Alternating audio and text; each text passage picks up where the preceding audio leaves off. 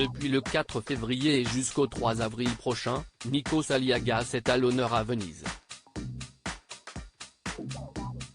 Le présentateur de 53 ans présente une nouvelle exposition baptisée Regard vénitien, au Palazzo Vendramin Grimani. Pour l'occasion, il a fait le déplacement pour le vernissage et il n'était pas seul. Des souvenirs qu'il a racontés à nos confrères de Gala, édition du 16 février 2023.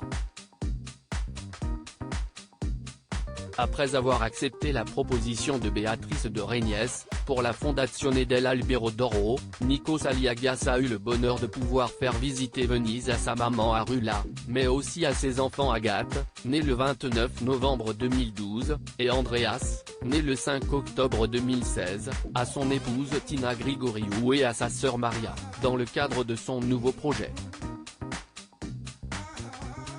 Papa n'a jamais pu l'y emmener, sa mère, note de la rédaction, je suis heureux de lui offrir ce moment avec ses petits-enfants.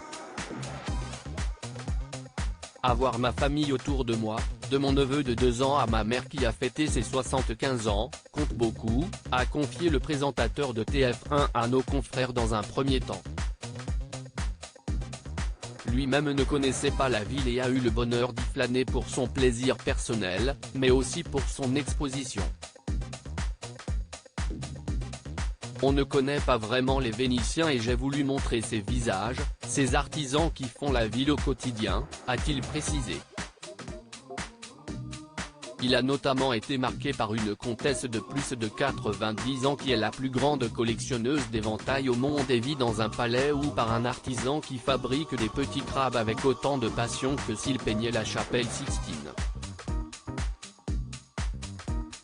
Mon père m'a offert mon premier Instamatic Kodak au final, s'y est pas moins d'une centaine de photos en noir et blanc qu'il a exposées. Et comme d'habitude, son épouse Tina Grigoriou, psychologue d'origine grecque qui vit à Londres, a pu voir ses œuvres en avant-première. CIST complices qui l'ont posé devant les photographes, le 3 février dernier, pour le vernissage. Elle est très intuitive. Elle pointe vite les images qui la touchent. Si est quelqu'un de très cash, a avoué Nikos Aliagas. Il est ensuite revenu sur les prémices de sa passion pour la photographie, je faisais semblant de photographier ou filmer pendant la journée et le soir, je me repassais ce film imaginaire, alors un jour, lorsque j'avais une dizaine d'années, mon père m'a offert mon premier Instamatic Kodak.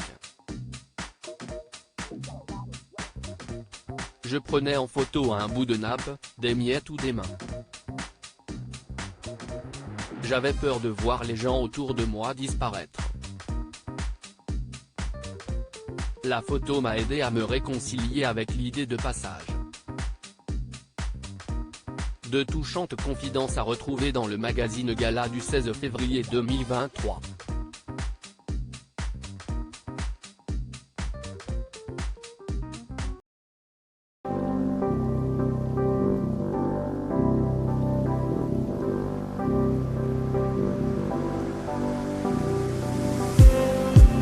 Just need